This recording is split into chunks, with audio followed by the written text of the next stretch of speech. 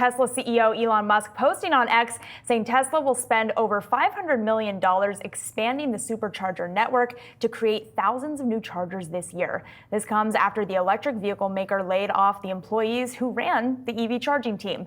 To break down what's next for Tesla, we have Mike Ramsey, Gartner automotive analyst. Mike, thank you so much for joining us this morning. Listen, we got great news to talk to you about, so plenty to dive into. I mean, talk to me about this U-turn from Elon Musk. What do you make of it? Well, I mean, actually, to be honest with you, this announcement makes more sense than the layoffs do. The Supercharger network has been one of the most important assets that Tesla's had in terms of differentiating it between the other automakers and why buy a Tesla. And they just spent the last year essentially getting all of the other automakers in the United States to switch over to the type of charging plug that they use.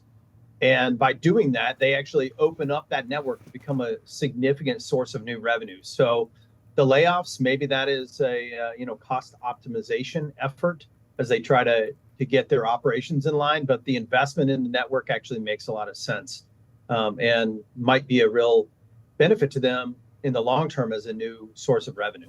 How long does something like this, do you think, take to build out? What does the timeline look like, given obviously they clearly have experience, but they're almost starting from scratch in a sense? Yeah, there are a lot of things that go into it. Obviously, you need to work with utilities to make sure that there's enough high power connection to these sites. And you also have to get the real estate that is in the right place. So, I mean, to build out $500 million worth of infrastructure is probably a good solid couple years of work, but they do know what they're doing. And I promise you that they've already done the real estate scouting for almost every spot in the United States, at least, to find the best locations for superchargers. Well, this announcement from Tesla coming after BP was very excited to try and pick up some of the EV charging real estate in the U.S. left behind by Tesla after those layoffs. Does BP stand a chance here?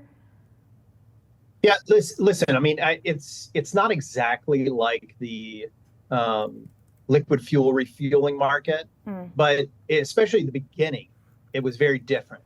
But as we mature, and these superchargers, meaning like really fast chargers, they are a lot closer to that market. I do think that there's going to be more parallels, and just like there's more than one oil company and there's more than one set of retailers, once everybody starts using the same plug, then there's room for everyone to compete in this market.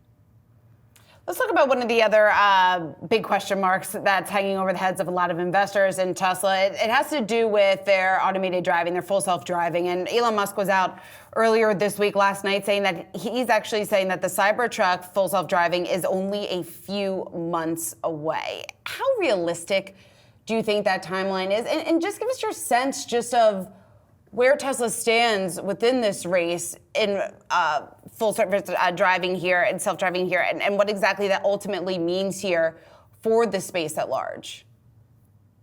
Yeah, I mean, it's really important too. And I think this is very hard for people to get their head around, because Tesla's Autopilot and their full self-driving software works pretty well. And to most of us, we think you get behind the wheel and it can do a lot of automated functions. You think this is a self-driving vehicle. It's not. Okay, what they are charging for, what they're charging customers for, is a partially automated system that is more like a convenience feature. It is not a self-driving vehicle like something that Waymo is offering in the Southeast United States and in San Francisco.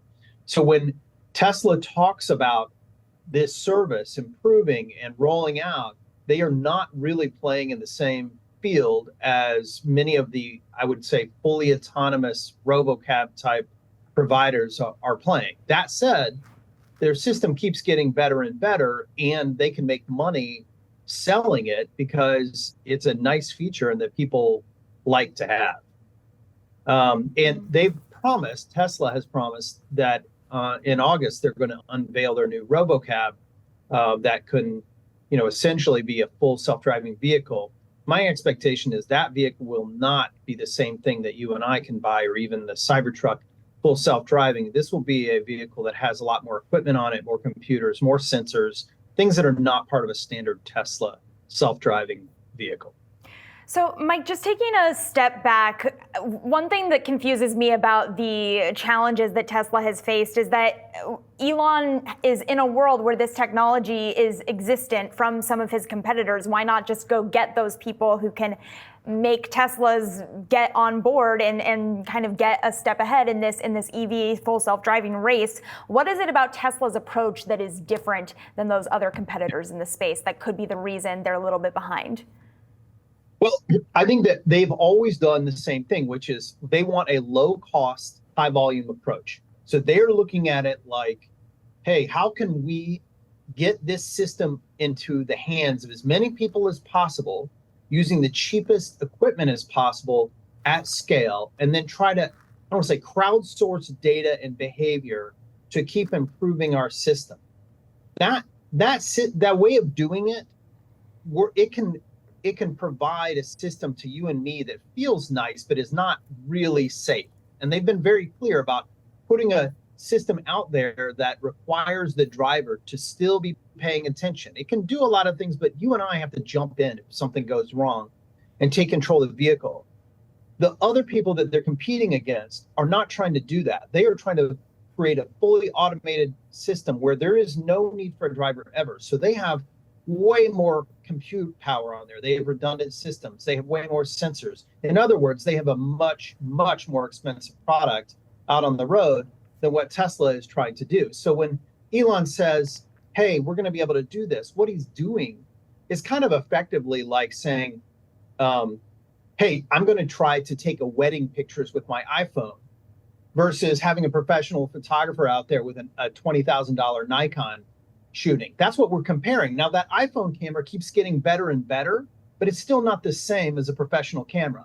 And that's kind of what we're talking about when Tesla is talking about doing full self-driving. They're trying to do it with cheap equipment that you could find on a regular car, not with the $250,000 package that Waymo would have on its vehicle. Mike, you know I love the analogy. I appreciate it. Last quick question for you. We know that Elon was just in China. I'm curious regarding these tariffs. If we do see a retaliatory move from Beijing, to what extent is that a headwind for Tesla? Yeah, I mean, I definitely think that there is potential for Tesla to continue to struggle in China. And if there are additional tariffs put on them, it could definitely affect them.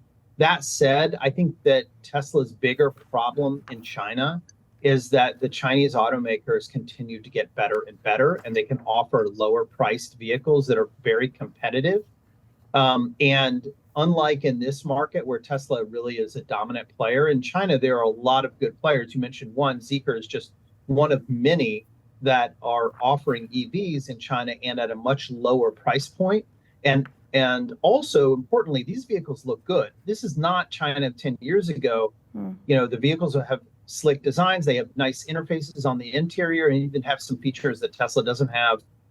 So that's going to make it a tough environment, particularly if the government retaliates with some sort of tariff that would make it more expensive for them to operate. All right, Mike, we got to leave it there. Thank you so much for joining us. This is a great conversation. Really appreciate you. That was Mike Ramsey, Gartner's automotive analyst.